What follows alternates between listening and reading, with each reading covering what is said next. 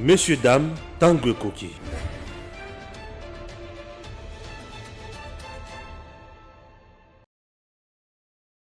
On le présente comme le quartier le plus enclavé et le moins développé de la commune de Ngalema à cause de sa situation géographique.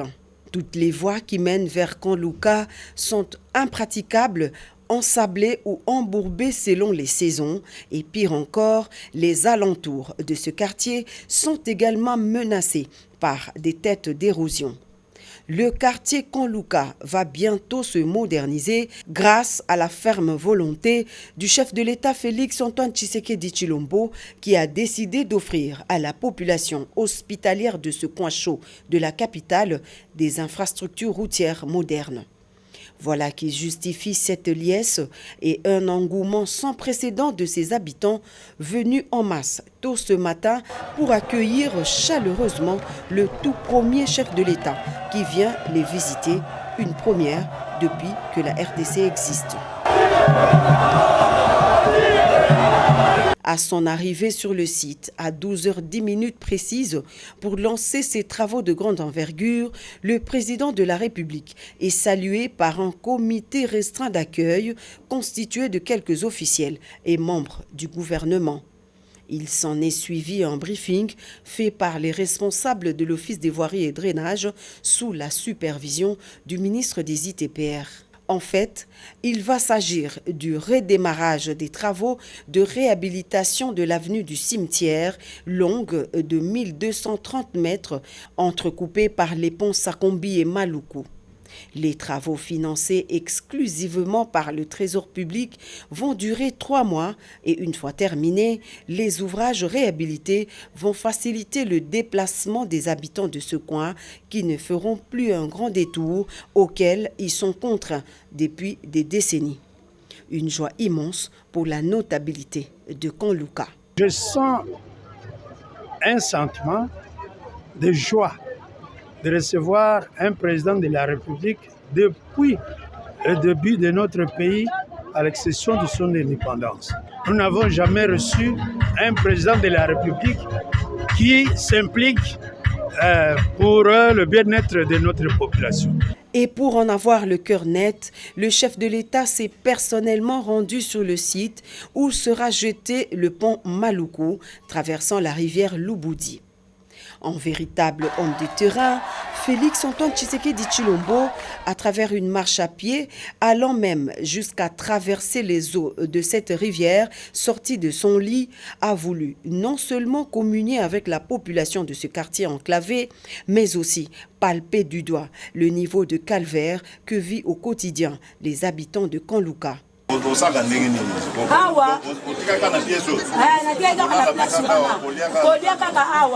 Une fois construit, l'ouvrage sera d'une portée sociale significative car il servira de trait d'union entre 3 communes d'une forte densité démographique, à savoir les communes de Selembao, Ngalema et Kintambo. La réhabilitation de ces ouvrages s'inscrit dans le cadre du projet de modernisation et développement des infrastructures routières à travers le pays, un vaste programme initié par le président de la République. Messieurs, dames, bonjour. Tango Koki, Tosolola Makamamboka, chers compatriotes, Badongolomisu, Basili Maele, Ebele Balongwe, Rosala émission politique, commune émission sans tabou. Changer. Attention pour répondre. Chers compatriotes, je vous dis que Congo n'a biso elengi. Congo n'a biso elengi na koti na mozindo. Lelo d'abord ça le 16 mai, na le 17 mai mukolo alobi. To kolobela ba date mi balewana. Poto e ba kenini ezalaki le 17 mai na le 16 mai. C'était entrée ya bonheur to ya malheur na Congo. Chers compatriotes, to kosuka wana te to kokota na mozindo ya maefatia ali kosala. Musala ezali kosalema. Dans Congo na biso bali ko finga fachi inconscient bali ko finga fachi incompétent mais ceux qui ont information aujourd'hui je vais te donner l'information que le président Félix Tshisekedi travaille et il travaille comment et il y a deux ministres aujourd'hui qui ont compris sans il y a le peuple d'abord oui na kati ya gouvernement fachi azana Angelou moko bazana ngwe belé mais Angelou wana maman Adèle je vous assure il y a des choses des actions de réalisation aux adikati kosalema okosepela makasi Ah oui, bato bali kokutana na Katanga po basolola.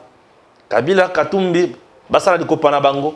Tozotalela bango, tokotala bisika tokosuka. Fachi azaki na ba généraux bomona ki makambo nyonso wana. Bato lobi basili. Mais ici aujourd'hui, vous allez suivre des éléments où ekosunga bino makasi. Mais yambona kota na mozindo ya makambo nyonso. Suivez d'abord Maye, ministre d'État en charge à portefeuille. A Salidan le kaka pona Congo central. Les lois zo belaka ma Congo central. Et malasima na koya ko bela makambo ya beloko mususu au ministre d'État en charge à portefeuille azo sala pona président Félix Tshisekedi pour le peuple congolais. Suivez d'abord cet élément. Contrat d'amodiation entre la cimenterie nationale SA et Diamond Cement DRC Sarlou relative aux droits des carrières attache au périmètre de 5 carrés couverts par l'autorisation d'exploitation des carrières permanentes AEPC numéro 95 de la Sinante SA. Contexte. Créé en 1970 en vue de l'objectif 80. La construction de l'usine de la cimenterie nationale a débuté en 1971 et le premier sac de ciment a été produit en 1974. L'État détenait 51% et le groupe allemand Klockner INA 49%. Ce débit était très difficile suite au manque de fonds de roulement qui devait lui permettre de fonctionner normalement et d'être permanente. La solution à cette difficulté majeure était de recourir à l'endettement. C'est ainsi que l'État, actionnaire majoritaire, avait à 2 reprises injecté des fonds, respectivement 3 millions de zaïrs en 1977 et 6 millions de zaïrs en 1981. Suite à ces interventions, les parts de l'État sont passées de 51% à 91,70%. Depuis lors, les difficultés qui s'aggravaient avec le temps ont fini par aboutir à l'arrêt de la production en 2011. Tous les efforts fournis durant 11 ans pour sa relance n'ont pas abouti. En effet, les négociations avec les candidats repreneurs Tassiapi, Petroland, Eris n'avaient donné aucun résultat. Par contre, celles avec Coder et Diamond Cement ont évolué normalement. La première citée n'ayant pas tenu ses engagements, la seconde a signé le contrat en question. Objet. Le présent contrat a pour objet l'amodiation au profit des DCRRC Sarlou du droit des carrières AECP numéro 95 amodié, conformément aux conditions définies dans le présent contrat, le code et règlement minier. Description du projet. Le projet consiste en l'exploitation du calcaire et d'argile pour leur transformation en clinker et en ciment, ainsi que la commercialisation de ce produit marchand. Financement. Investissement de 20 millions de dollars conformément au plan de relance. D. Avance de 3 500 000 dollars pour permettre à l'amortissement d'une partie de la dette sociale et de couvrir certaines dépenses nécessaires à la mise en œuvre du présent contrat à recouvrer sur le loyer annuel. Personnel. Diamond Cement. Répondre à compter de la date d'entrée en vigueur du contrat. Le personnel de la SINAT, dans la mesure du possible, tout en tenant compte de ses besoins réels, après considération de divers facteurs tels que la compétence, le niveau de qualification, le besoin de la mise à niveau des compétences, le temps restant des années de service. Celui qui sera repris devra signer un contrat de travail à durée indéterminée conformément au Code du travail en vigueur sur la présentation d'une attestation de fonds de service. Pendant cette période, le personnel non reconduit bénéficie d'une priorité à compétences égales en cas de tout nouveau recrutement. Loyer à payer par les partenaires. Loyer annuel égal à 7,5% de la marge brute payable qu'une fois par an, dans les 30 jours suivant l'approbation des comptes annuels par l'Assemblée générale de la société. Durée et prorogation du contrat. La durée du présent contrat d'amodiation est de 15 ans, renouvelable une seule fois après évaluation et exécution du contrat par les parties. le contrat sera renouvelé dans les mêmes conditions et pour la même durée, un autre terme d'un commun accord. Dispositions particulières. Sécurisation du contrat. L'amodiant et l'amodiataire prendront des dispositions pour assurer la surveillance, le suivi de la gestion et la sécurisation du contrat. Et de tous les membres de nos familles respectives, ainsi qu'aux miens propres, nous voulons dire un grand merci à son Excellence, Madame le ministre d'État, ministre du Portefeuille, qui s'est consacré corps et âme pour le problème de la cimenterie nationale dès sa prise de fonction. Nous voulons aussi dire un grand merci à son Excellence, Monsieur le ministre de l'Industrie, qui, après son passage à l'usine le 22 juin 2021, qui s'est donné corps et âme pour trouver la solution à notre problème. Nous voulons aussi dire un grand merci à tout le monde qui a contribué à l'aboutissement du processus de négociation entamé voici 3 ans et qui se conclut ce jour par la signature du contrat d'amodiation des installations de la cimenterie nationale SA. Pour ceux qui se posent la question de savoir pourquoi un contrat d'amodiation, nous aimerions dire de manière résumée ce qui suit. La cimenterie nationale SA, depuis sa création, a connu une multitude de difficultés qui ont conduit l'État congolais ou l'État zaïrois à intervenir à 2 reprises. Une fois en 1977 pour une dette de 3 millions de zaïrs et une seconde fois en 1981 pour une dette de 6 millions de zaïrs. C'est du reste, à la suite de ces 2 interventions, que la part de l'État congolais, qui était de 51% à la création, était passée à 91,7% d'actions, faisant de lui l'actionnaire majoritaire. En dépit de ces interventions, l'absence d'un fonds de roulement, le coût excessif de l'importation des intrants, le manque des équipements de la carrière, etc., toutes ces difficultés ont aggravé la situation de l'entreprise qui, tout au long des années, a accumulé une ardoise de près de 75 millions de dollars à ce jour. Ces lourds passifs s'accompagnent d'une obsolescence de l'équipement de production qui, du reste, est de la génération des années 50. Une bonne partie de la concession de la cimenterie nationale a été vendue par les ayants droit, alors qu'elle fait l'objet d'un contrat d'amphithéose depuis 1970. La résolution de tous ces problèmes nécessitait un apport en capitaux frais de la part des propriétaires ou alors une ouverture du capital social. La première option a été butée à l'indifférence des propriétaires, tandis que la seconde a connu des réticences de la part des éventuels preneurs au vu de la qualité de l'outil de production et aussi de l'ampleur du passif. Ainsi, compte tenu des difficultés sociales qui ont amené à la dislocation de plusieurs foyers, à des cas de décès, à l'impossibilité pour les parents démunis d'assurer la scolarité de leurs enfants, il a été jugé indispensable de prendre l'option d'amodiation, quoique ne pouvant pas résoudre la totalité des problèmes qui se posent. Cette option constitue pour nous une voie de sortie qui présente les avantages ci-après. La réhabilitation et la modernisation des outils de production dont les générations futures pourront tirer profit.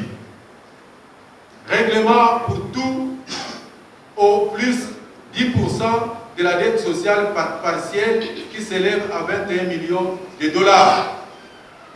Résolution de la situation des retraités privés de leur pension de retraite, pour ne citer que les quelques bénéfices dont nous tirerons de la signature de ces contrats, sans oublier, bien sûr, le recrutement des agents selon le planning et les besoins de la mandataire. Il est évident que les communautés locales, territoriales, aussi plus de profit, tireront aussi plus de profit de la mise en exploitation de l'installation que cela en est le cas pour le moment. Excellence, nous mentirons si nous disons que tous les problèmes de l'assistance internationale sont réglés, parce que nous allons continuer à recourir à vos bons offices et à votre soutien pour faire face aux créanciers et autres conséquences liées à la signature de ce contrat. Mais nous sommes sûrs d'une chose: les larmes de joie seront essuyées aujourd'hui à Kipese et à Kinshasa par une majorité des agents. Nous ne pouvons clôturer ce mots sans vous remercier et vous dire encore grand merci à tous ceux qui, de près ou de loin, ont prêté main forte tout au long de ce processus de négociation. Que vive la République démocratique du Congo, que vive son Excellence, Monsieur le Président de la République, Félix-Antoine Tshisekedi Tshilombo, qui prône pour le peuple d'abord. Je vous remercie. Voilà, loin de toute polémique, au Batoazo Kanisake, Bateki Sinat. Ah oui, Tozo Belango Mouké Yamotoko Taramaka Moussus. Pasta, bonjour. Bonjour Papa Stéphane, bonjour na Bandeko Nyonso Bazolanda Biso. Très bien. De partout, donc quand on est Tolobaka Moussalam Tozo Benga Biso. Ouais. Les lots qui Tozo Koma Baoto Koma. Les lots qui Tozo Zala Baoto Zala Isaka par rapport à Moussala. Très bien. Donc merci aussi Nayo. Les Mozo continuent toujours pour placer confiance Nayo. Ouais. Les Kolonanga, vraiment donc c'est une grâce. Très bien. C'est une grâce. Na temps auto traversé dans mon monde vrai basali sous maté. Donc les loso zatana moi mutumoko moi mutumi balé à vrai faut batela. Très bien. Merci.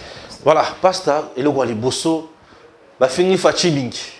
Donc maïle sili bango mais to banda d'abord on a joyeux anniversaire. Na nga écoutuna to kota sala makamususu.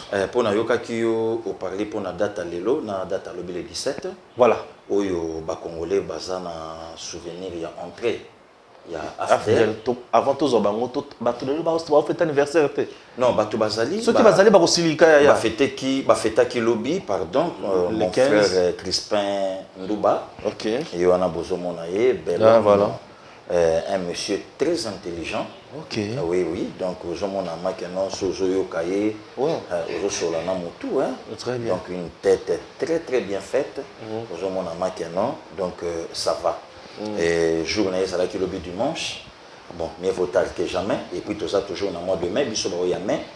Et yango na to kanisa ki to tombela elelo. Ba OP ba ebakite, ba banza na anniversaire ya Crispin Luba. Ba bengaye ba souhaiter kaninge zalaka puisque zalaka mbala moko na mbula. Secundo, notre sœur Lisa Safi, la meilleure, la beauté congolaise, elle est en Afrique du Sud précisément à Johannesburg. Donc il y a Yépé à la qui le dimanche. Et la fille spirituelle de mon pasteur Roger Kabongo, il y a Maman Karine, Bango Baza na États-Unis, et Sika Papa Jupi Mokendi, il y a Maman Bijou Bazali, donc Sika Bandeko Bajunior Bukasa Bazali, donc Bango Baza Kuna na Kouenwana, donc ça c'est sa fille, elle est en Johannesburg, il n'est pas fait Takimota na Elobi, donc Lisa Safi la meilleure, Oyo Lelo Edem, Oyo Balandaka, Totombeli et Peyango. Merci. Alors, on a parlé pour la date il y a 16 mois. Avant tout le Belawana. Oui. Tout banda d'abord on a Sinat. Oui. Nous avons Sinat Oyo ministre à portefeuille à Pessibomoy. Cette entreprise Sous la bénédiction du président Félix Tshisekedi, bien sûr. Cette entreprise est Koufaki. Alors, 11 ans passés, ils ont déjà 12e année. Bato bazo spéculer que ministre d'État a eu entreprise, il y a l'État, a tekeli bapaya, indien baye bazui, bazo toujours dans le même schéma na Kabila. Bazo bateke Sinat oye Koufaki. Est-ce que vous avez déjà des informations sur Makambouana? Bateki yango bapaya. Bon, d'abord, Papa Stéphane Balamwange, merci beaucoup. Oui. Namotuna, tango zoloba, yambo otunanga motuna, donc opposer la question. Naoki mungongo mo elobi nangai, mais pourquoi batu bamona ki mabe, tango konza mboka lobaki na espace Kasai, ke mboka oyo esi kufa. Ouais. Bisonde to ye poto la musa yango. Na yoka na soni na tata episkopo a commenter sur yango nesika ate ya batu nanda kwa nzambe batu baye bayoka évangile o tata episkopo atangaki alimbola amanyola a expliquer pour et permettre biso ba fidèle toyoka mais na tata episkopo azui na makelele ya réseaux sociaux à continuer on a lettre ça donc très très mal compris tovanda na Congo batu nyonso bayeba ki société Sinat sur mon terrain national ya mboka ouais batu nyonso bayeba ki ouais bien sûr mais moto moko te atikala kobeta lisolo nango ya kolobaka ekufa oui tout atikala kobeta te Papa Stéphane oui toyeba ki yango Sinat toalaki na Sinat na Silu bien sûr toyeba ki yango mais moto moko te atikala kobeta lisolo nango ke ekufa ouais Sinat ekufa même atana manka ba papier ciment tellement que banda ko utanango libanda mbongo ya kosomba yango ezalaki te mais mbongo ya kosomba babiloko privé ya kotonga babiloko privé nde ezalaki mais lelo ndenge ba réhabiliter Sinat na kosala ba papier ya emballage na kati ouais donc nesika to somba yango libanda nyonso ekomi na Congo wana siko tate episkopo akokolo bango na meste mais bato yo ya luki aparené lelo sans que basenga ye moko amisengi nde bato yo bazwi ba société o ezalaki ya l'état babomi yango basali ya bango en fait ngelo banini bazwi o ezalaki ya peuple o ezalaki ya biso tolia babomi basali o ya ba famille na bango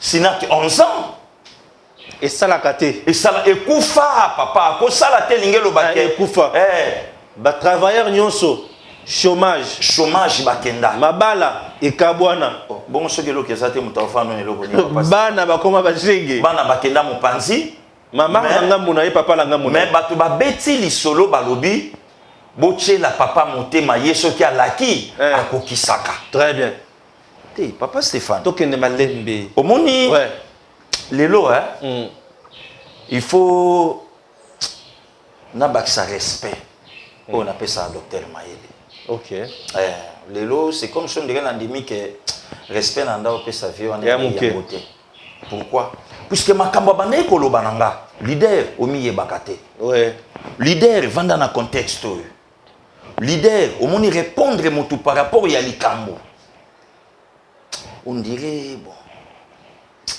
kuluta mwanza mbe pa pesa ka charge atana kimi na ngai ya olanda ngai akobendo kaka zonga na nzi docteur Mayele mes respects vous comprenez oui très bien donc c'est comme ça nesika to fanda to tuna tolobi Sinat ekenda wapi to sala nini po etembo to sala nini mais na Congo central batu bakei bakangi mabele basali hôtel ah oui bakenda tina suka kuna basali hôtel na permis na océan il Demateba oui mais baboyi kobeta lisolo ya Sinat baboyi basali ba port na bango illégaux oui privé ouais donc ya mutu tozalaka pe na ministre moko ya portefeuille aboya prendre ça nini ko signer ba ordonnance au chef de l'État anomaka batonaje kamina SNCC na portefeuille akipa makamu ya Sinat te ya Sinat ya yebaka ko bloquer ordonnance du chef de l'État ayeba ika yango oui oyo bato balobaki na monde entier mais quel est ce président de la République bloqué par un ministre donc c'est que et donc Azana est président ba bosani que le ministre est responsable de son secteur na kati ya constitution or lelo siko yo tuna bango toza wapi tokomisika nini j'en passe papa Stéphane tout ça l'émission très bien puisque lelo tobandi ko to rappeler kaka batu nini o lelo balandaka pasteur Gili nandeko Stéphane Balamwandi très bien alors lelo tant chef de l'État ayi na bokonzi oyebi secteur na secteur outoloba o mokonzambo kasine atali alobi non na portefeuille c'est qui encore maman Adèle ministre d'État Adèle Kainda maman Adèle Kainda princesse ah bon maman ya ba vert j'ai appris c'est une dame de fer ayaka na bureau na 5h11 ndeko abandi musala 5h11 c'est-à-dire qu'il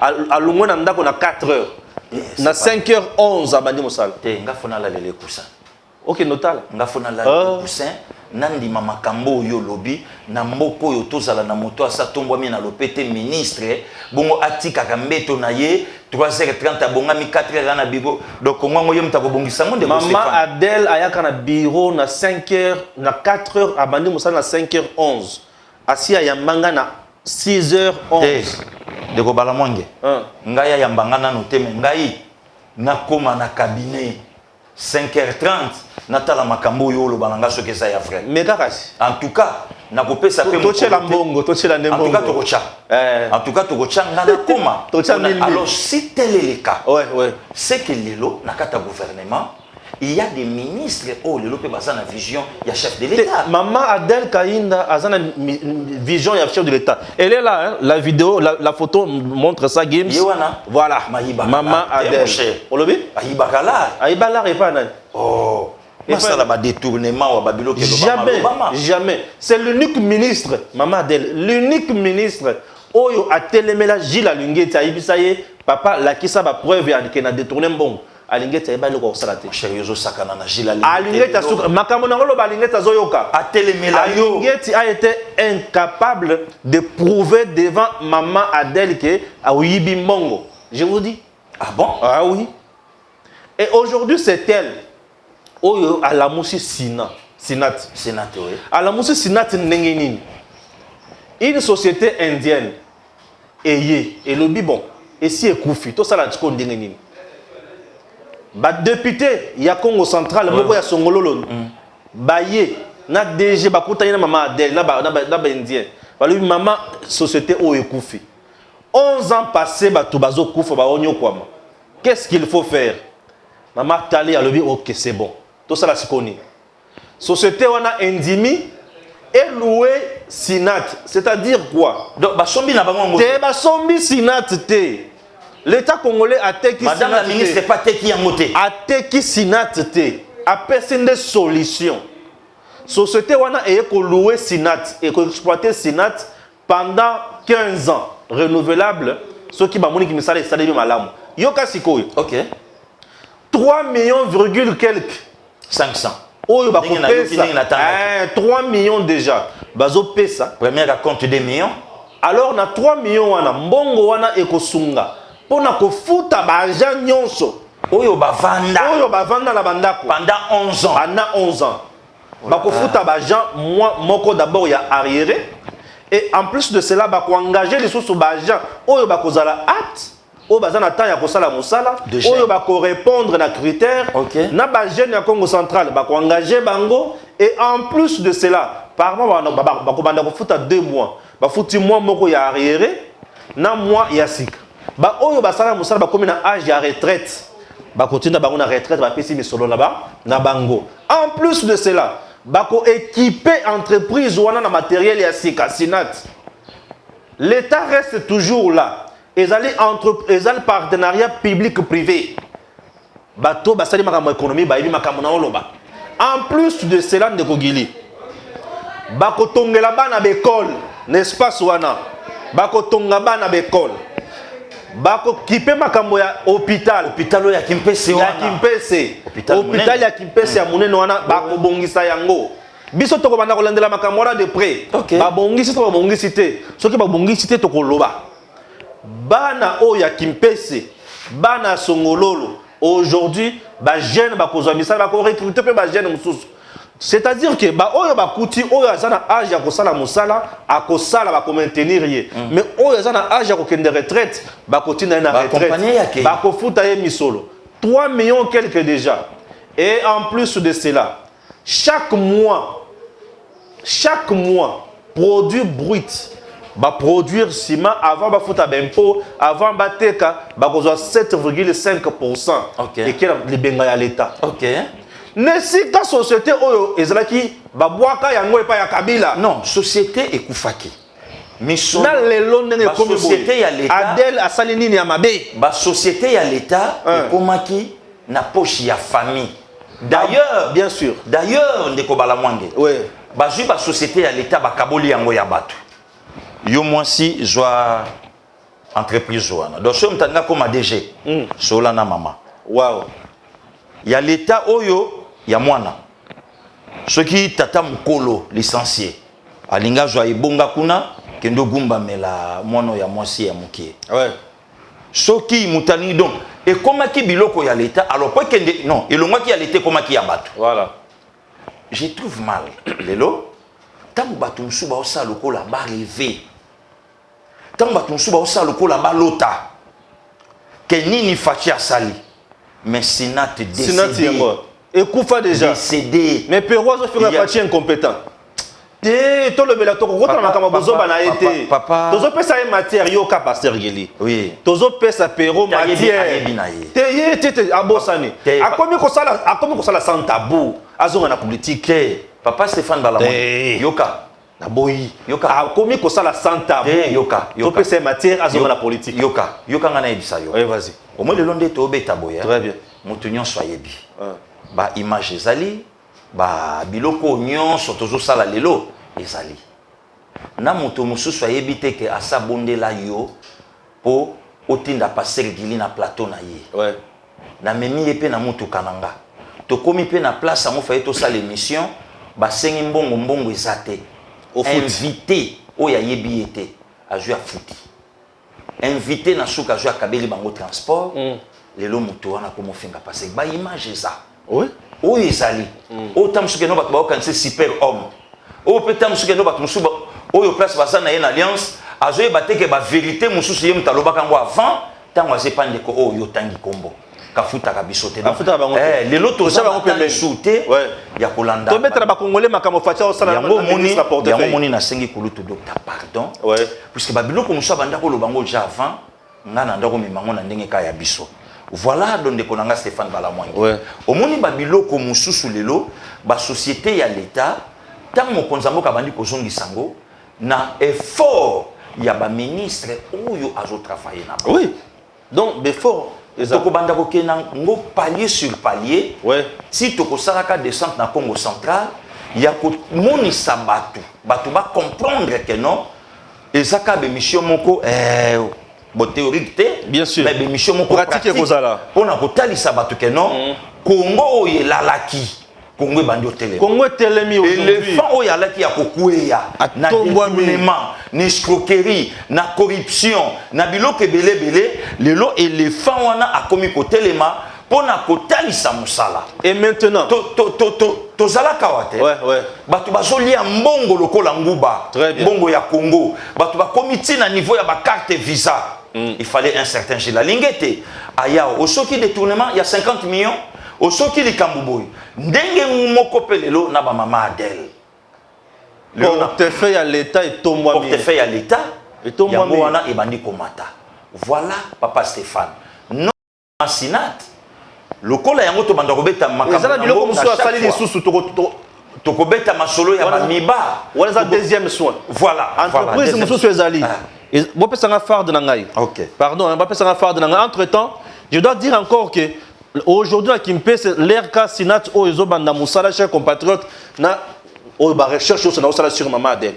Maman Adèle a créé les sources le bengi société moko n'a pas ressources belé.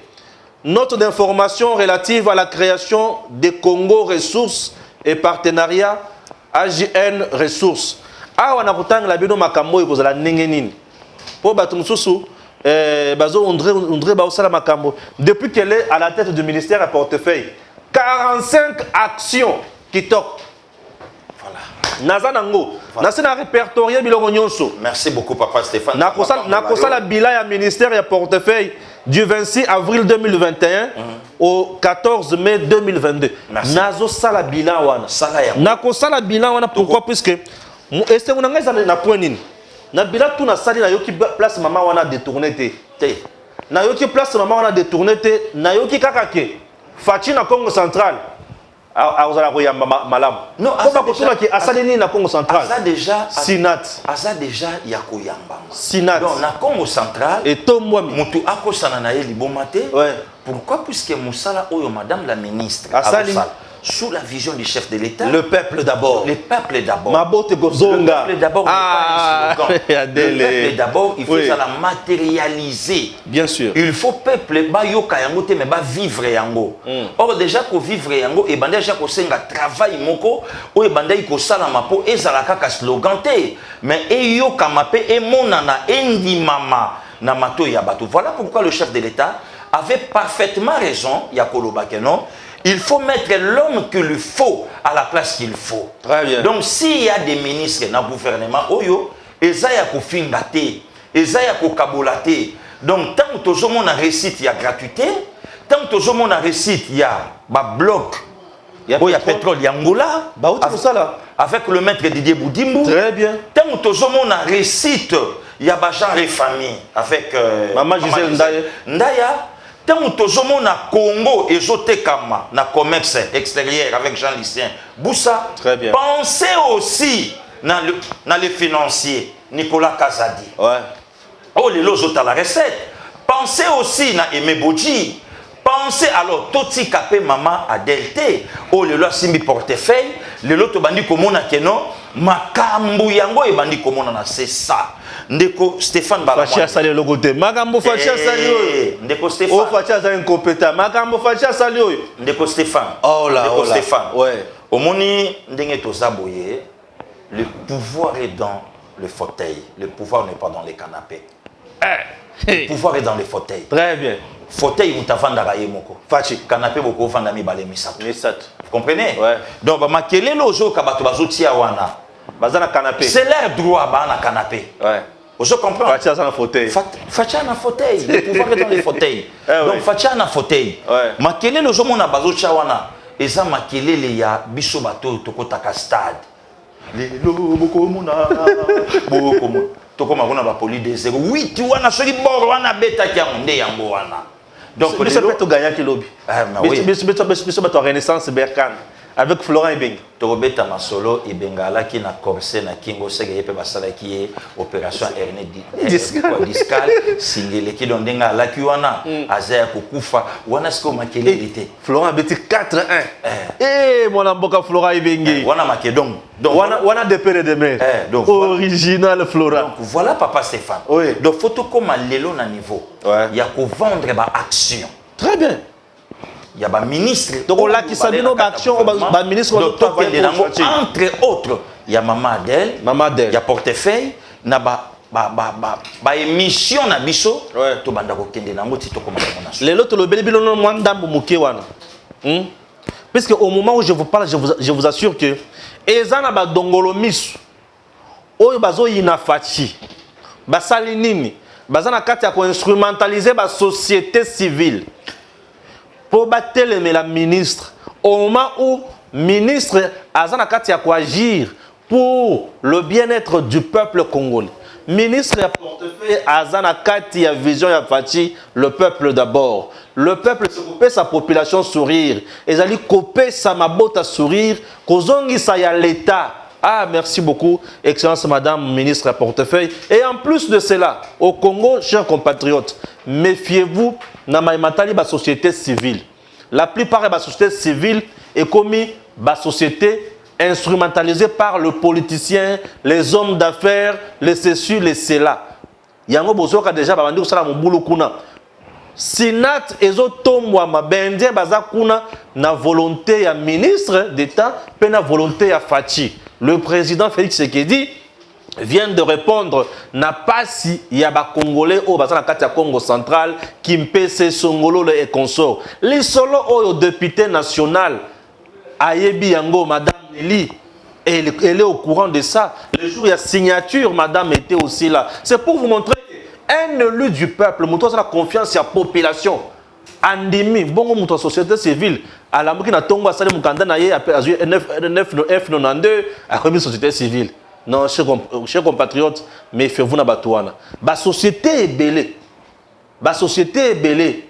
Baza sima ba politicien pour na ko nyonga peuple congolais. Chers compatriotes, vous devez savoir que le Congo a besoin, il y a bateau ba travailler pour tout que de liboso. To lungwe kuna toye na date il y a le 16 et le 17 mai. Avant to kene na makambo les 16 et le 17 to badana na makambo o ya karate, to badana ya Kabila Katumbi. Na bato nso bazokanga na Katanga. Non non, na betela yo lisolo na plateau awake badate zombaka. C'est pas pour rien. Ouais. Donc, tant que le décatangé sobriquet, puisque Kobo Santé, ce n'est pas le langage de Pasteur Guili, Tolanda, ancien ministre de mon gouvernement. Alors, Bissonde Batuto Sala, ce n'est pas Pasteur Guili.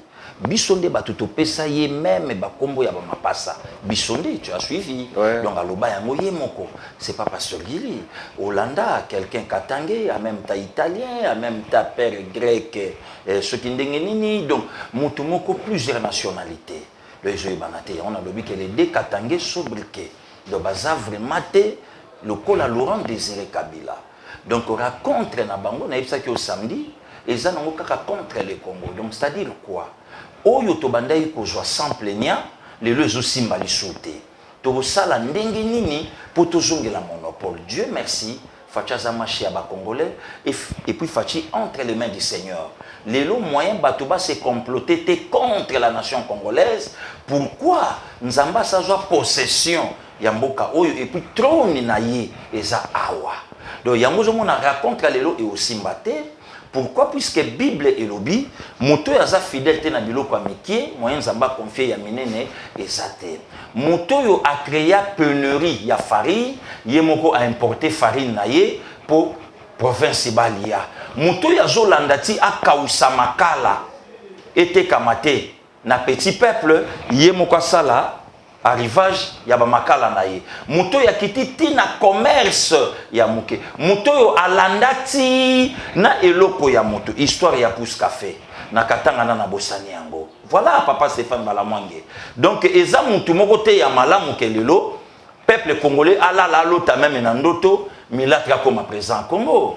Eza likambo moko te lelo mutala la alota que non Kabila un jour a rêvé qu'on a présent Congo. Wana seke photo longo la famille ya Thérèse Kapangala na Congo. Wana photo longo la famille ya Chebeya na Fidel Bazana na Congo. Wana photo longo la famille ya Frank Ngike na Mwasi naye na Congo. Wana il photo la Musaba Wei Nyonso na massacre ya 30 décembre 98 ya Makobola. Donc il faut déterrer plus de 700 aidés corps bazonga en vue. Wana donc il faut donc bamakambo nyonso ya mabe et salama. Wana faut porte ya este et kangama tozonga ndenge tozalaka. Donc mutu moko te akoyi ko rêver yango. Wana donc babiloko belé. Wana elengesa il faut zonga suma bulu na bakarakas. Donc bamakambo nyonso wana. Or le vrai problème il y a raconte na bango et ça que bazande ko se comploter contre les Congo et les Congolais.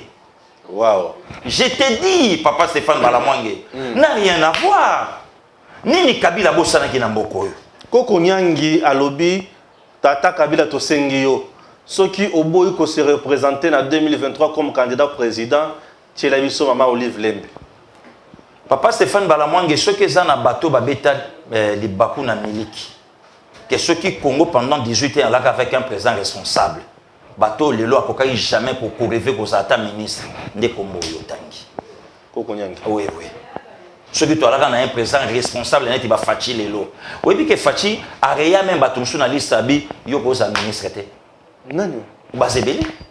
batinda bakomba ba premier ministre uta kuna ya passa. Y était. Waouh. Y était.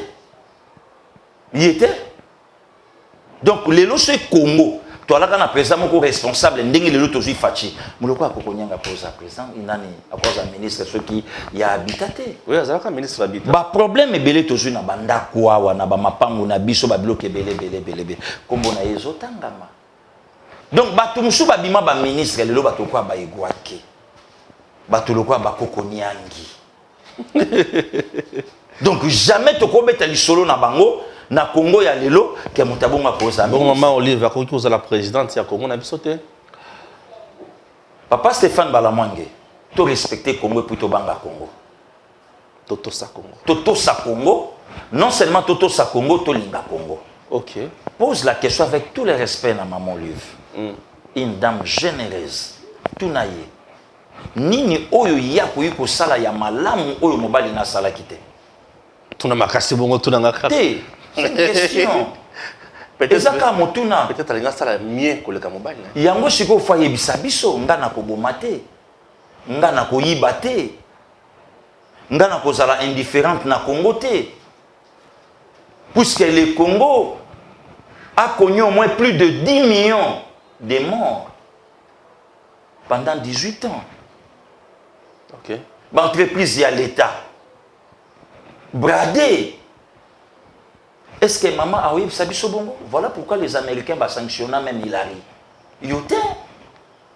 Ce qui est américain, temple de la démocratie, va sanctionner moi si ancien président. Bon, à combien plus forte raison Bisso? Na Congo?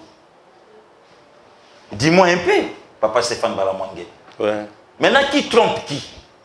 Ce qui Congo va sanctionner Chadar et Bayebi qui est dauphin. Mais combien plus forte raison Moto va na yelo comme moi c'est? Ça c'est déshabiller Paul pour habiller Pierre. Papa Stéphane. OK. Donc ba blague wana koko nyangi na niveau na yemo kwa yebi ke ngai jamais na ko rêver grandeur mongo boye sur ma vie. Donc tout ça la ka effort ya ko bomisa la batu moko boye.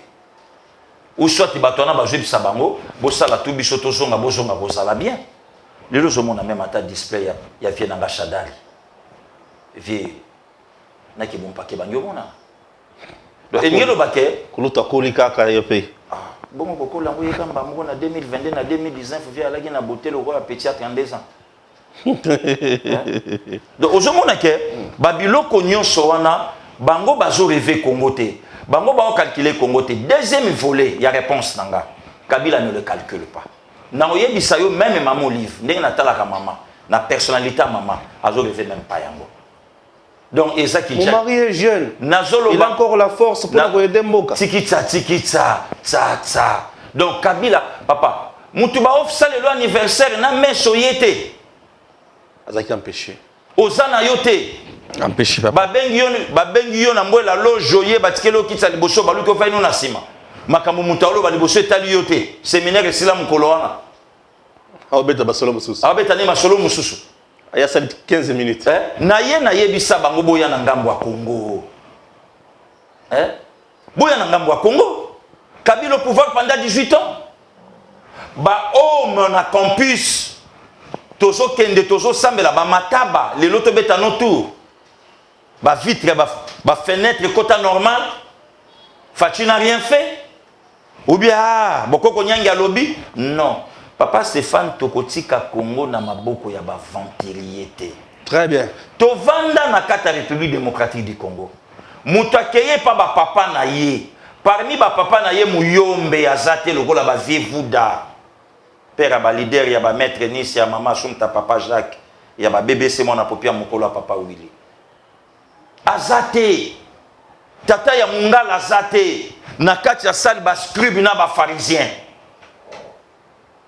Bascribe na ba pharisien nde ba père na ye nde mutu bino bozolo bake to ko mouye mayo to pesa ye akoma président Congo Papa Stéphane Balamwange non, laissons Fachi tranquille. Fachi a na lourde charge bana changu bazo souffrir train beba rai mawatro musale bandi bandeko basala la misala na bango na ba ville 4h 5h balai na bango na nzela ya Engunduka Kaluka. papa Stéphane Kaluka. donc tozana président congolais donc Fachi le cola mai na Fachi Muluba, Fachi Mongo, Fachi Muyombe, Fachi Chilele, Fachi Mutetela. Kaluka yaya. Le cola Jimpi Okito, Mutetela. Le cola docteur Elvin Okito, Fachi Mutetela. Président de la République, na 21e siècle, Oyo, na lolendo nyonso akotombwama, akiti, na Kaluka te, tunanga kiti wapi. Ebita. État. Na état. Oh, kasi babenga ngo état.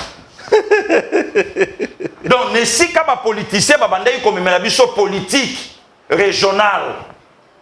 Donc, bino lokola boza tribu moko boye et dominant koto yo ngana za ya bino. Mais oza ya bango bandeko wana baza enclavé. Selke ekendaka na mapeka. Mutuka moye lekeza te. Oh, papa Stéphane. Et ça na babiloko c'est important na vie ko le kafufu ko tshana ngo na kata libumu. Même Bible loba yango. OK. Oh mais tout solo la konde ko nanga bala mwangi. Oui, beta belo. Est-ce que oyoka ki ke annonce bima ki président au Kitaneta rien abina kita. Voilà un président de la République. On le dit pour la première fois. Non. Yo passé Guillaume Mekaka ko loba toujours babilobe là na yo. Na mona président na Kaluka te. Na Équateur ndeko nanga bala mwange mokonzi mboka uti Centrafrique sentir bayebisie tobenge liko yo fo beta likolo okitambala moko na bazongo kuna na bagemena facha bitin awa bato bakatsa ndeni na mayo so nga na ke na iliko bongo bato balongwaka awa bakatsa kuna bakenda ndeni na okatsa avec tous les risques possibles, moi na bato ya Marte Kasalu. Akoyi pe ko zinda liwa ya somo président akoyi ne balé. Tokatsa. Papa, ba traversa ba salama na sima sous la bénédiction de Pacifique Acha. Ba kesila to esilate. Esili. Toye awa.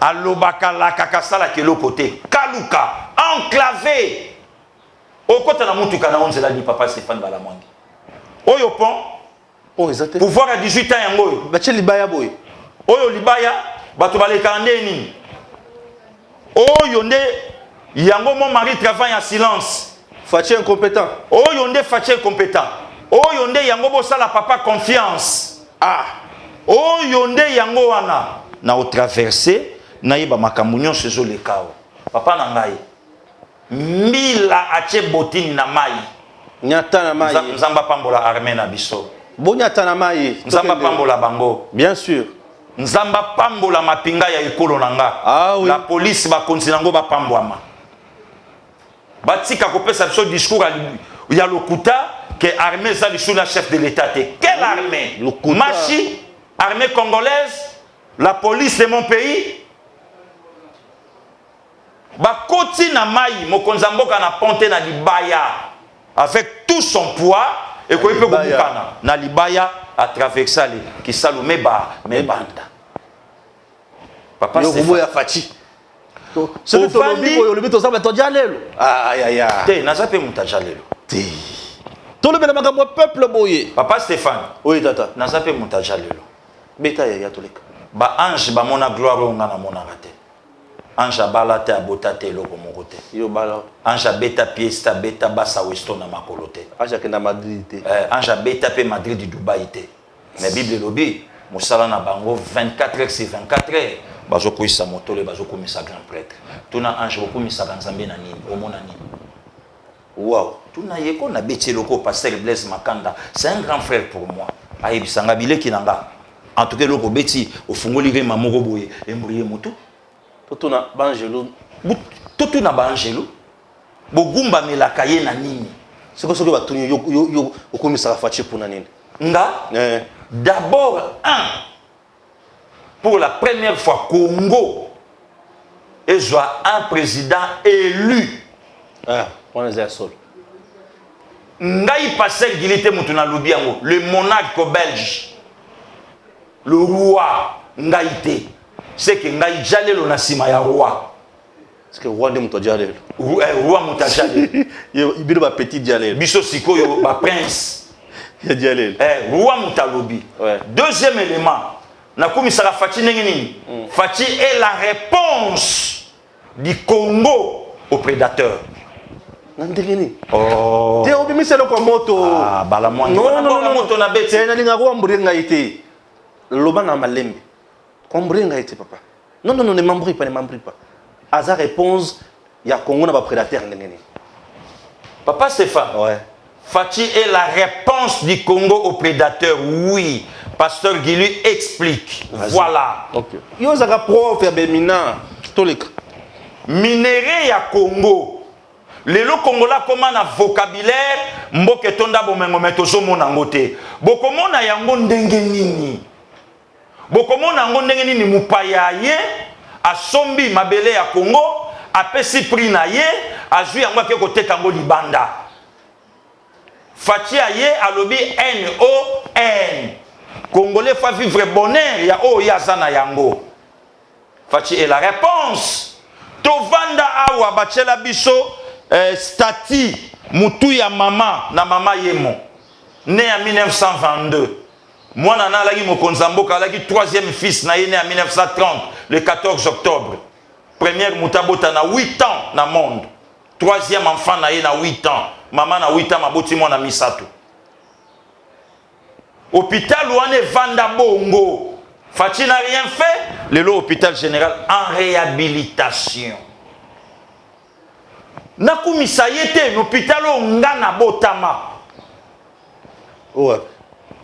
Mais maman yemoti. Ah. Yo mwana mama yemo. Ngana botama kuna. Bakata mutolo kuna. Kuna. Kino ya so. Omoni mère nanga oya kiolwana. Abotanga kuna. Ah, OK. Mère nanga wa senga la ngoto. Ouais. Abotama kuna. Nani abotanga kuna. Ah, OK. Fachi n'a rien fait. Jusque là, navanda na kati ya mboka nanga. Nakumisa yete namona un président français a télémisi couple présidentiel congolais. Plus d'une heure. Na mama lembia longoli na chaussure. Asengi eloko asena kiti bopianga na vanda na lembi. Ba France a emilia biso awa. Mais un président congolais qui na Élysée. Azobeta président français na Mokongabi allons travailler. Nakumisa yete. Ah oui. Na vanda awa baloba na biso tokotala. Bochaye Moupanzi, c'est lui qui dirige. C'est lui qui a les bâtons du commandement. On ne va pas nous intimider. Nabengi yemei. Mutwa mayele kulutu nangai maître tunda ya kasenda. Ba conduisa ye na erreur. Yolo banangai kena kumisa fachite. Shadari azo marché. Avandi na sazo yemba. Azu gaz te. Yo zolo banangai na kumisa fachite. Musitu na union sacrée. Yo zolo banangai na kumisa fachite. Asangisi matata ponyo na Martin Fayulu. Martin abosani makambo ya loba parmi babiloko azosenga na l'état sala sengi na parc ya Bukangalonzo. Vérité monana. Donc asala qui confiance. Donc c'est que Martin ayebi ki Fachi abi matata ayo lokezate ya rato sangana. Nzembo mobo efibwa bandai koyemba. Asangisa bango. Donc Fachi asangisi Katumbi na Kabila lelo déjà. Asangisi matata na Fayulu. Siko etikali banani. Yolo banangana kumisa yete. Placebo a commis dictateur.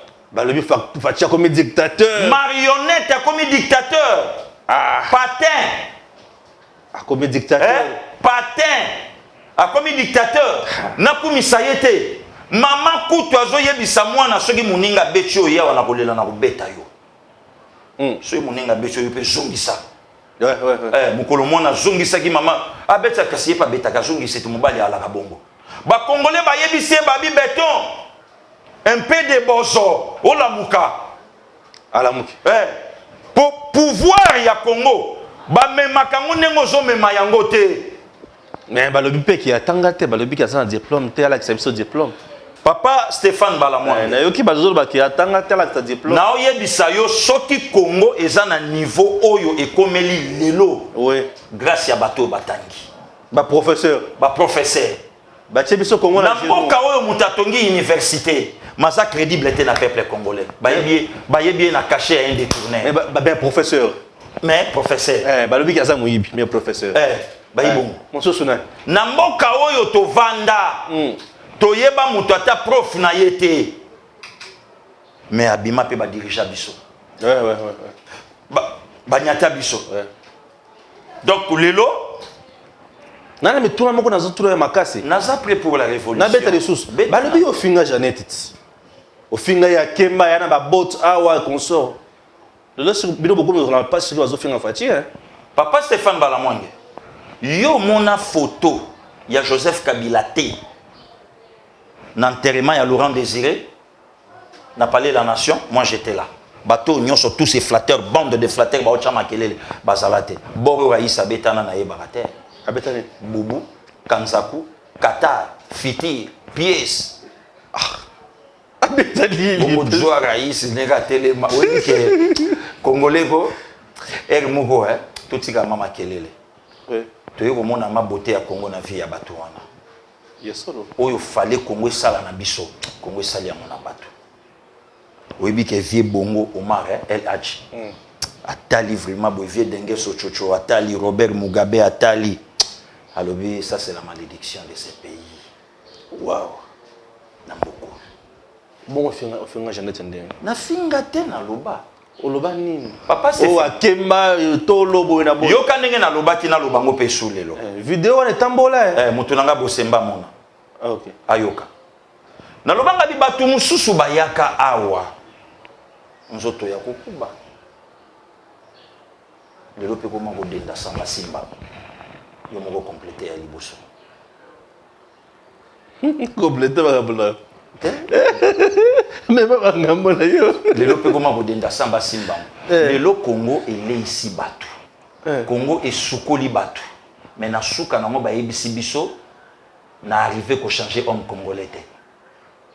Mes phrases sont qui na virgule est ça phrase te. Le Congo m'a tout donné. Le Congo m'a tout donné. Ça dit beaucoup. Yo PC congolais. Au PC Congo est le côté, mais Congo est PC union. Ça dit beaucoup. Papa Stéphane. Ouais. Au moins le long de to fandi. Batu bayebi. Et lo konde au sala batu mabe. Ba clairvoyance le lo tozanango. Oh, to bandi quand même ko expliquer makamso. Docteur Sembe avant de lobinanga parce qu'il merci. Ndemo zo fungola biso babilo ko muso oto yebate. Docteur Eric Madiata ma joli. Idem. Ouais. Alobi merci. Ndemo zo fungola biso babilo ko mususu oto yebate. To yebaki oui c'est vrai c'est vrai. Les tozongi sa pouvoir à 18 ans. Peuple congolais tire lo balarana passe ya archibishop Coutinho Fernando. Ah oui. Sauvons le Congo. Ba beta ba buka. Yeba fingaka. Sauvons le Congo kaka. Car sauvons le Congo. Abetan. O ateki minduki. Ateki minduki. Yangwana lelo tata nanga simba 3e pied. Nzete. Voilà papa Stéphane. Donc lelo batu fo baye bake Fachi azana mission, Fachi azana mandaté. Très bien. Donc mission ya Fachi eza azongi c'est la Congo ya Congo. Azongi c'est la Congo ya Congo. Ya Congo. Oh, ouais. Azongi c'est la Congo ya Congo. Ouais. Oyebi to alaka na jemon bo ekala to banda osala ba chuda, ba joli konde, ba nono vava, ba Irene wawa. Batu nanga bana mikili na kolana bango. To banda osala jemon go boya bo cha boy mutu nanga. Te yukanga boy. Te kanga. Ah. To banda go cha boy. Nga siko homme fort na ranjo. Ah, ok. Yo pe kuna batu bakangi yo. C'est bon. Siko tozo bendana. Ba oya yo, donc ba ça par tous les moyens ba benda yo po yo benda biso. Bien sûr. Ba oya ngai pe ba ça par tous les moyens ba benda nga ponga pena benda. C'est comme ça avec Fachi. C'est quoi zo benda? Donc ndenge Fachi simbi boy na sima Fachi biso. OK. Siko na ngambu wana kuna yote, na ngambu wana kuna ba prédateur. Ndozo kaka contre les lona lobby. Ba prédateur. Ba obenda biloko na biso. Siko tozo bendana. Soki bango ba arriver Kobenda Fachi, balongi bazongi na pouvoir.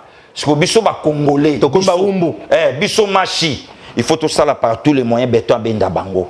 Ah oui. Voilà. Très bien, très bien. Date, il y a le 17 mai. Mauvais souvenir pour les Congolais. Ce que les Congolais attendaient de l'entrée de l'AFDEL, ce n'est pas la continuité où les Congolais vont vivre. Donc AFDEL a tobolé les biso est. Makambo lelo facha zo bunda po kangango, c'est AFDEL des géniteurs na bango. Insécurité aux autres aussi ça c'est. Insécurité oyo bangonde batu baye nango. Armée na biso infiltré, mais banani baya nango 17 humains. Vous comprenez? 17 humains. Bah problème au union sur les lots vivre. Comment un président de la République a couru battre que ministre d'État il y a affaires étrangères et battre Rwandais.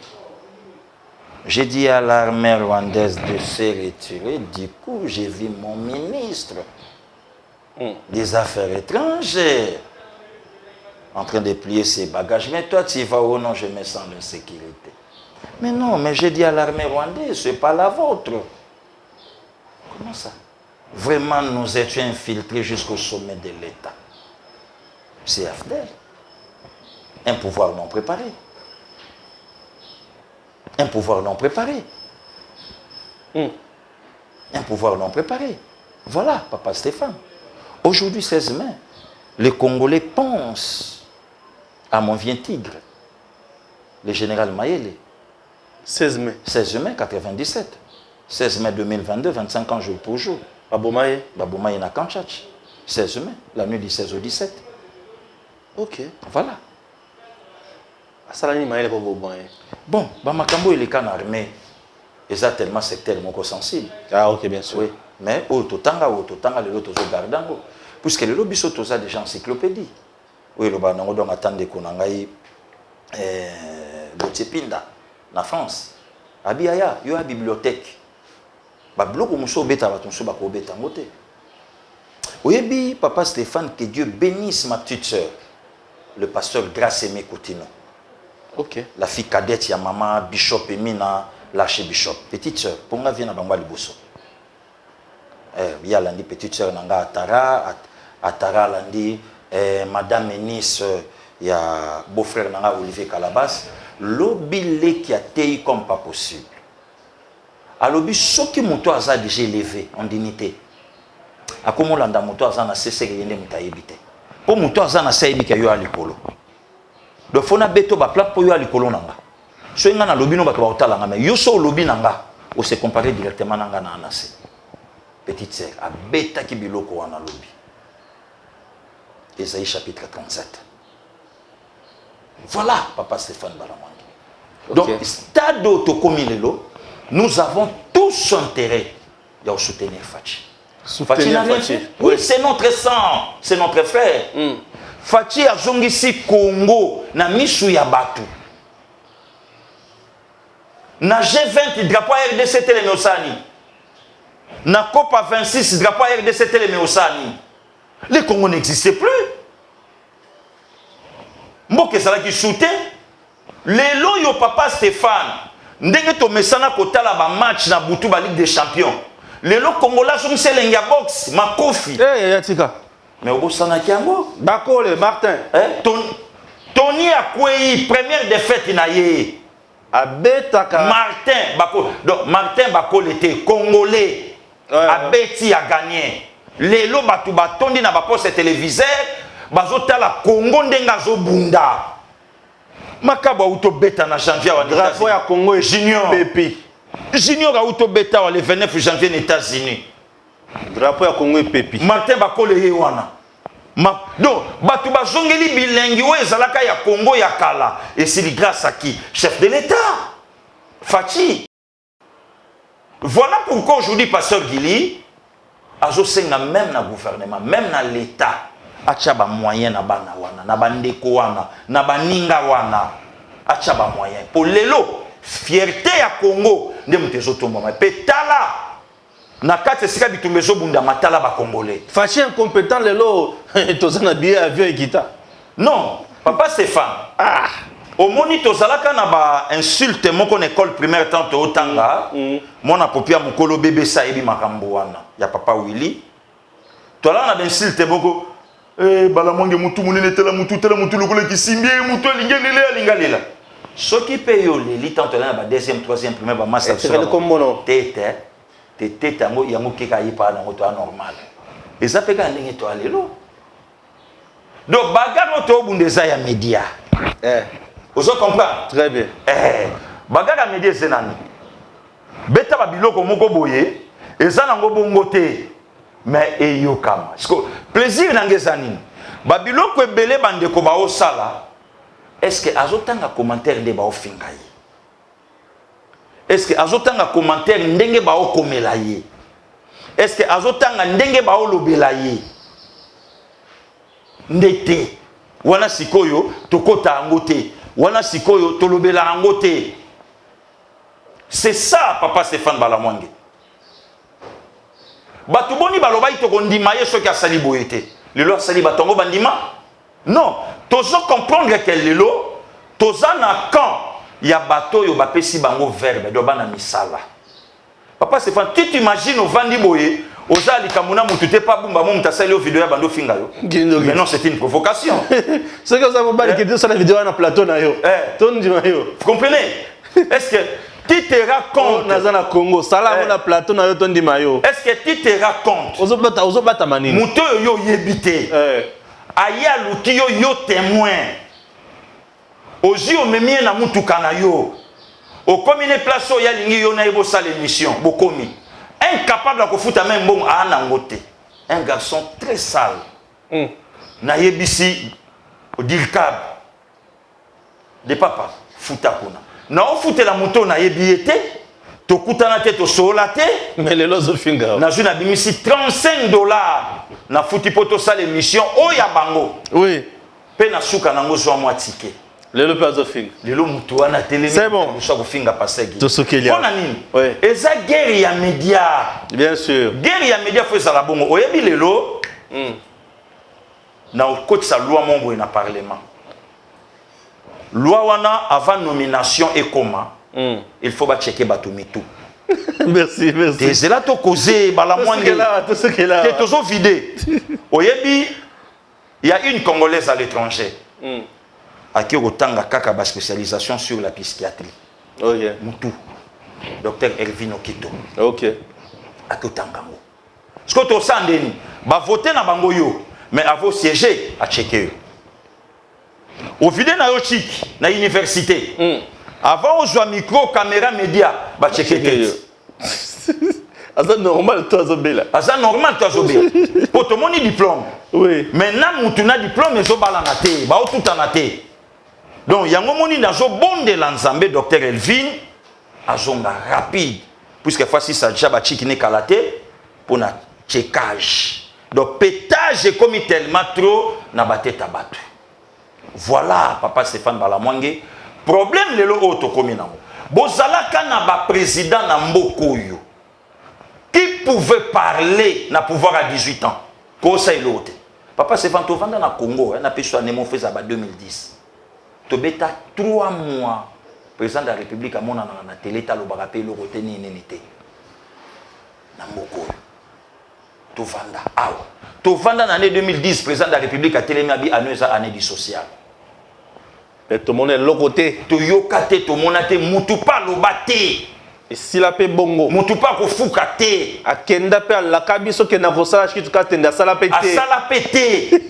Akenda na biso na fikine, vient nga VK interprète. Abi na korelie Congo na ba route. Na zongolo à côté le mana wenzi sekli. Je crois que c'est la nationale 8 ou bien 9. Balobi na biso nzelo so ba sala yango 4 jours na jeep. Oya yo wana tokomikini. 4 jours. 4 jours. Parking. Tokomi. Rien. Mais la Kabison en 2006, Bakorelie Congo na Baruto. La Kabison en 2006, Bakotonga université dans chaque province. Donc à l'époque, tu as 11 provinces, c'est qu'il fallait tous aller dans 11 universités. Mais Baboyi même qu'on réhabilité, Baboyi même qu'on ça la continuité, il y a une université laissée par Maréchal Mobutu. Kebasi Lisata Yango. Mais le lot Fachi aye, Kobongisa hôpital ya ba Belge, abi avana tongana bongsana nuwana. Mais mon ta préféré, à ton université naïe, et le Moutouana Azala, déjà na parti naïe, déjà parce que Bimisi candidat, il y a pas le président de la République, quelqu'un qui est agité dans la justice, donc comme ça, nana corrompa nanga yete, mais aux olengani. Aux alat, babingi yote, le bas na modo mataya nanga de la forêt. On dit madame le président. Naïe. Outa Guinée Oya, je suis rentré vite pour répondre à une justice manipulée. Tilelo, zéro. Et comme non, c'est Bahati Lukwebo qui me cherche des problèmes. Niveau intellectuel, il n'y a papa Bahati Lukwebo. Son savoir, la personnalité qu'il a, il n'est pas dans des bêtises. Le fait Bahati Lukwebo, comment il est comme son nom. Lui-même m'a dit. Est-ce que Bahati Lukwebo a bêtise quelqu'un de vrai? Azala première Moutou, Yakolobango. Moi, mon choix, mon candidat en 2023, c'est Félix Antoine Tshisekedi Tshilombo. Ah, flatté. Non, c'est comme ça qu'il est. Il est comme ça, honnête. Bahati, il est comme ça. Donc, Makambo Yasalaka Ezande Ngazali. Azana Kretisme te Katinaye. Il est vrai. Machi. Voilà. Donc, aujourd'hui, on a des histoires comme ça. Lelo, papa Stéphane, Congo a Fandi Boye, Ayoki, Ote parmi les candidats en 2023, Augustin Matata Poli. Vous savez qui est? Vous avez la personne. Oh, yo moni biso muto yo intimidati na bamo. Oh, macro économique. Stabilité, ce qui, muto na miti muta maîtriser en bien. Non, biso to abongote. Troïka stratégique. Troïka stratégique. Te mori la dit ça. Oh. Yango comment me comme silikoti? Oh, ni boy.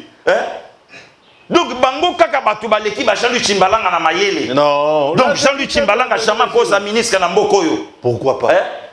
Présidente et fondatrice ya diaspora éveillée Marie-Cécile Okito. Donc bango te ka batu mususu. Avec le cordon Didier Ochudi. Donc bango te. Donc ba charma ton col bango te. Non. Donc il faut que comme à niveau, kaka nenge to yoki to lobi matata ko mekate. Avant au meka université on est zonga ya l'état. Merci. Voilà. Tout ce qui est là. À très bientôt. Merci beaucoup. L'Institut supérieur du développement rural Tshoubashi est un établissement d'enseignement supérieur public de grande renommée dont les résultats ne sont plus à démontrer. Il est sans conteste un véritable atout pour le développement. Cependant, l'ISDER Tshoubashi a toujours des problèmes de bâtiment. Après plus ou moins 40 ans d'existence, il doit cesser d'être sous-logé comme dans le passé ou d'être locataire comme dans les cas présents. À l'instar de l'ISDER Bukavu, il doit absolument disposer d'infrastructures propres et dignes d'un établissement supérieur officiel d'importance capitale pour le développement de la province, voire du pays, faute de quoi il ne saurait efficacement répondre à la mission qui lui a été assignée dès sa fondation. En 1979, sur les cendres du centre préuniversitaire de Kananga, est créé l'Institut supérieur de développement rural de Kananga, et sur l'initiative de fait Monseigneur Martin Léonard Bako Lewailunga, archevêque métropolitain de Kananga. 3 mois à peine après son ouverture, il est fermé pour des raisons d'ordre financier et budgétaire. Mais ses biens et son personnel, hérités du centre pré-universitaire de Kananga, furent consignés à l'ISP Kananga. Je suis secrétaire général académique de l'ISDER Tshoubashi et j'assure l'intérim du directeur général. L'ISDER est un institut public donc, créé par l'État qui a fonctionné dans les bâtiments de l'État.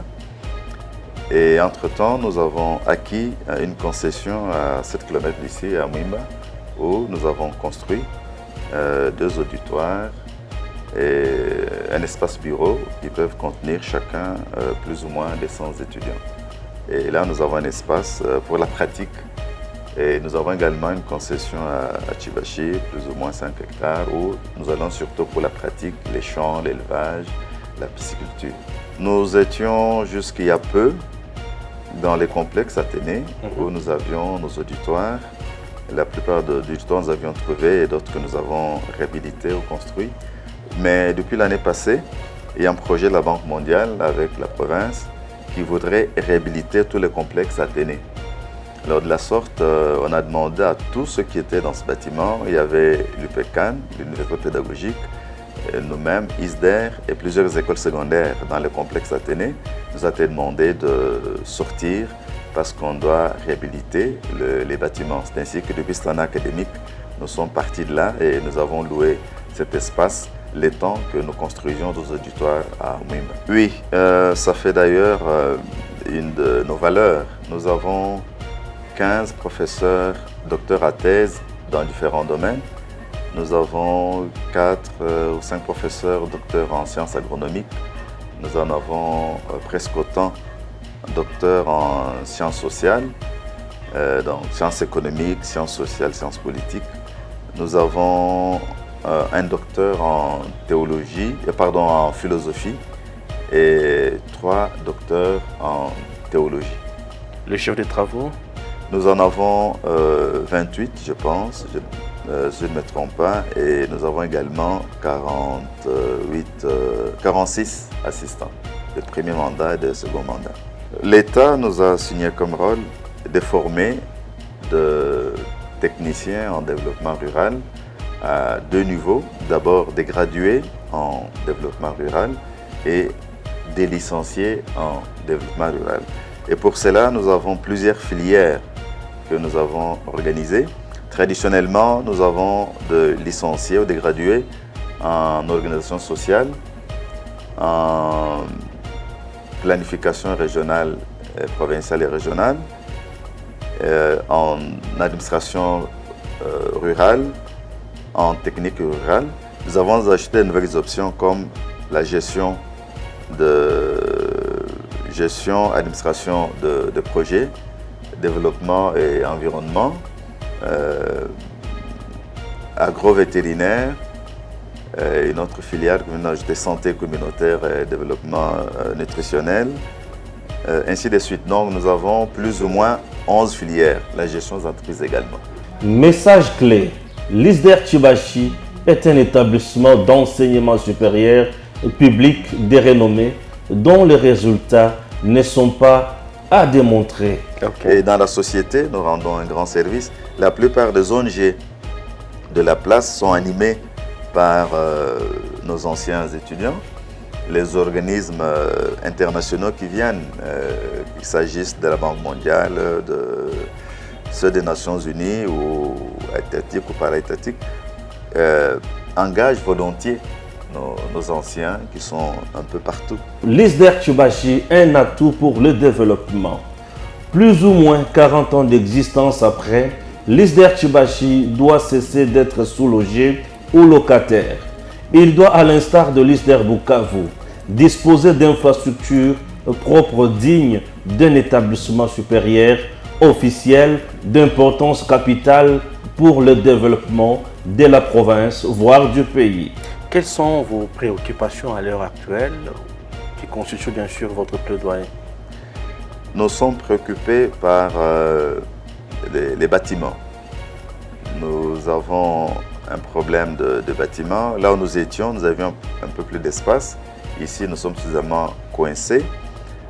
Et nous sommes aussi, pour parler des bâtiments, nous aimerions quand même avoir un appui pour construire plus rapidement. Si l'État n'est pas capable de nous céder des bâtiments, il y a beaucoup de problèmes dans la ville pour ça. Mais au moins nous aider à construire. Par nous-mêmes, nous pouvons construire, nous avons déjà construit ce que nous avons fait.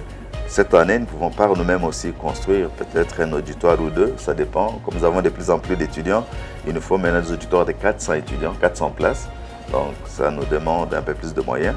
Nous aurions quand même voulu que l'État, qui est organisateur de l'enseignement, nous aide à construire plus rapidement des bâtiments. À notre rythme, nous pouvons aller par un auditoire ou 2 par an.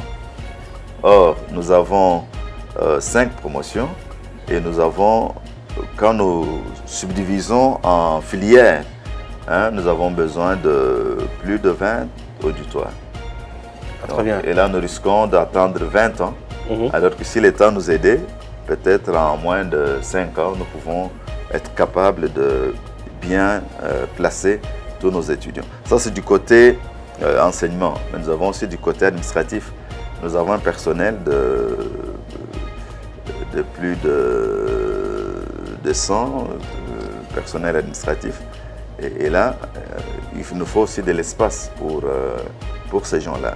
En plus des auditoires, je pense qu'avec notre site, si l'État nous aidait à avoir un home pour les étudiants, parce que nous sommes en dehors de la ville, c'est 7 km, et sans moyen de transport, les étudiants ils vont avec peine. Donc, pour le moment, ce sont les finalistes que nous avons placés à Mouimba pour des raisons stratégiques. Un finaliste ne va pas abandonner. Il est en 3e graduat ou en 2e licence, tandis que les débutants, nous les gardons en ville pour question de facilité. Mais si nous avons un homme d'étudiants, de filles, des garçons, une restauration, je crois que ça nous faciliterait la tâche. Et même le milieu aussi les plus propices à l'enseignement. C'est calme, il n'y a que les chants des oiseaux qui nous dérangent, tandis qu'ici, en plein centre-ville, on est à côté de marché, on est à côté de tous les bruits de la musique, des églises, et de tout le monde. Parfois, l'enseignement perd sa qualité à cause de l'environnement. Donc, notre environnement là-bas est meilleur et nous ne demandons que de l'appui pour nous aider à aller vite, hein, pour mieux construire et construire plus rapidement. L'ISDER dispose déjà d'une concession à Mouimba, 32 hectares capables d'accueillir des infrastructures nécessaires à son fonctionnement. Ces infrastructures, dont le coût est estimé à 10 millions de dollars américains, comprennent entre autres 15 auditoires, une bibliothèque, un amphithéâtre, 15 bureaux, des ateliers de pratique professionnelle et un hangar pour l'entreposage d'équipements. Les dites infrastructures peuvent, et comme c'est le cas dans les autres provinces, être financées par le FPI dans le cadre de son programme de subventions.